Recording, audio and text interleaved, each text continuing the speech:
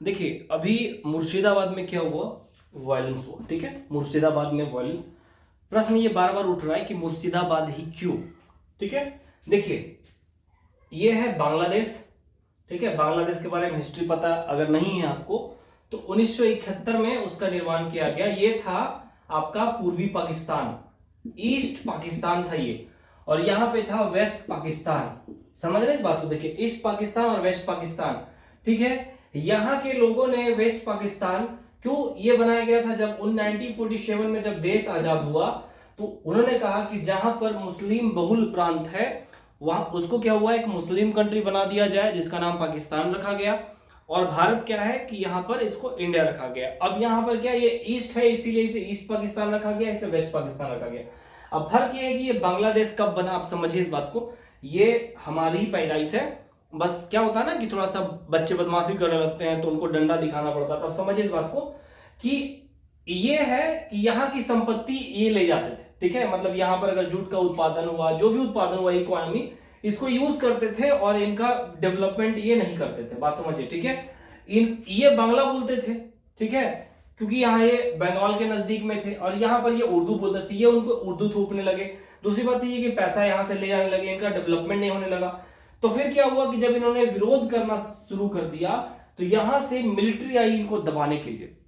ठीक है, जब मिलिट्री आई दबाने के लिए तो भारी संख्या में लोग इंडिया में घुस गए, यहाँ पर ईस्ट पाकिस्तान के लोग। तो उस समय इंदिरा गांधी जी प्राइम मिनिस्टर थी, तो उतने उतने लोग को मैनेज करना, शरणार्थी भोजन देना, ठीक है, उनके स्नान का, घूमने का, रहने का पॉसिबल नहीं है।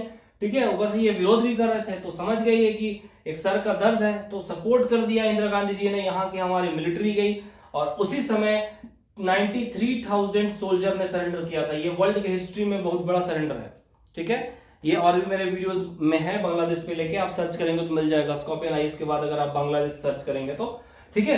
तो इस तरह से ये बांग्लादेश का निर्माण हुआ कुल मिला के, और इसीलिए जो शेख हसीना जी हैं वो इंडिया के फेवर में रहती हैं, क्योंकि उनके जो पूर्वज थे वो उनके सपोर्ट से ही यहाँ पर सरकार बनी थी। तो ये बांग्लादेश का निर्माण हो गया। तो अभी क्या हुआ है, जो यूनिस जी आए हैं वो थोड़ा सा भारत के नेगेटिव में है और वो चाइना के सपोर्टिव है। ठीक है, चाइना के सपोर्टिव है। तो जो मुर्शिदाबाद में जो वायलेंस हुआ सिर्फ इसका इंडियन एंगल नहीं है। ठीक है, कि आप एक बात समझिए कि दो तीन चीजें हैं कि कुछ तो सपोर्ट रहा है, क्योंकि वहां के मुर्शिदाबाद के लोगों ने क्या वो ये बात बोला कि पुलिस को हम लोग कॉल कर रहे हैं, वहां से कोई रिप्लाई नहीं आ रहा है। ठीक है, फायर ब्रिगेड को कॉल किया जा रहा है, वहां से फोन नहीं उठाया जा रहा। दैट मीन्स कि वो अटेंड नहीं करना चाहते थे, जबकि ये सब चीजें बहुत फास्ट सर्विसेज है कि हाँ मुझे ये परेशानी है। ठीक है, रास्ते में भी कोई अगर हादसा होता है, लूट होता है, तो आप अगर यहाँ पे 100 नंबर पे कॉल करते हैं तो पुलिस एक्टिव हो जाती है। ठीक है, उसको कंट्रोल रूम में कॉल जाता है। नहीं था, इसका मतलब कुल मिला के ये चीजें थी। 3 घंटे तक अगर आप कोई रिस्पॉन्स नहीं कर रहे हैं, थाने 10 किलोमीटर 20 किलोमीटर या 25 किलोमीटर के एरिया, तो 3 घंटे पर्याप्त समय होते। तो इसका मतलब कुछ ना कुछ सपोर्ट तो था। दूसरा एंगल अब देखिए यहाँ पर कि ये जो यूनिस अभी है, ठीक है, जो अभी संभाले हुए सत्ता को, ठीक है, इनका कहना है यहाँ पे देखिए इंडिया में ये चिकन नेक है। ठीक है, इसकी जो हमारा है यहाँ पे बांग्लादेश है, तो ये चले जाते हैं चाइना के पास और कहते हैं क्या है कि इस पे कब्जा कर लेंगे तो क्या हो जाएगा, नॉर्थ ईस्ट ये हमारा हो जाएगा। ठीक है, तो यहां से इतने दूरी पर है, तो अगर इंडियन आर्मी यहां चढ़ाई कर दी तो ये इलाका भी इनका चला जाएगा। कुल मिला के अगर भारत ये इनके दिमाग में है कि नॉर्थ यहां से काट देंगे तो नॉर्थ ईस्ट को ये घेर लेंगे। अब इनकी मूर्खता देखिए, ये यहां से यहां तक पूरी तरह से इंडिया से घिरे हुए हैं। समझ रहे हैं इस बात को?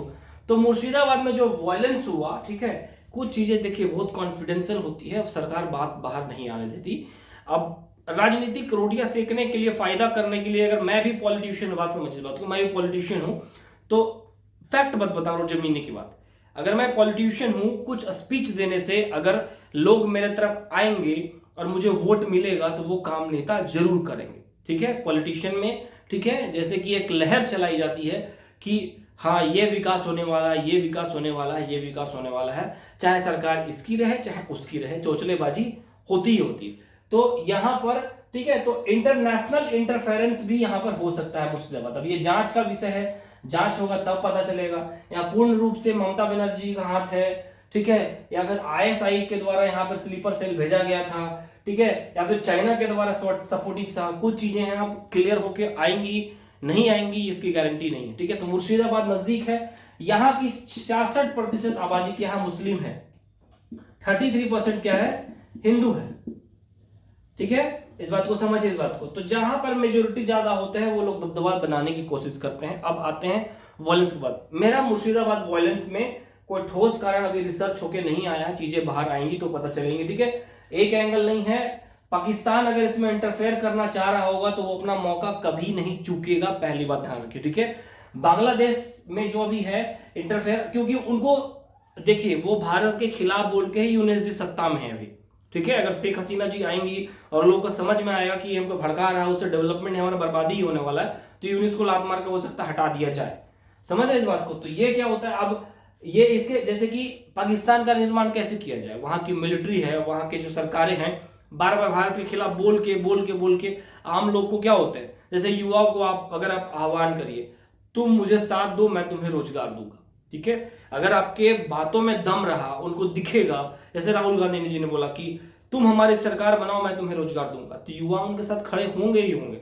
तो उसी समय से ये नारा दे रहे हैं, समझ गए ना, पॉलिटिकल एजेंडा हो गया। पाकिस्तान को हस्तक्षेप करना होगा, वो मौका चूकेगा नहीं। ठीक है, बांग्लादेश को चूकेगा नहीं, चाइना को इनिशियली अंदर से हाथ छुपा के पीछे से देने के लिए लो भाई हम हथियार सप्लाई करें, वो चूकेगा ही नहीं। तो सिर्फ इंडियन एंगल नहीं है यहाँ पे, तो आपका बीजेपी, कांग्रेस या फिर टीएमसी में जो चल रहा है वो तो चल ही रहा है। ठीक है, तो पर्सपेक्टिव क्या होता है, देखने का अलग अलग एंगल है। अब एट द कंक्लूजन क्या है कि आप कोई भी हो, आइदर यू आर हिंदू और मुस्लिम, ठीक है, वायलेंस नॉट एक्सेप्टेबल।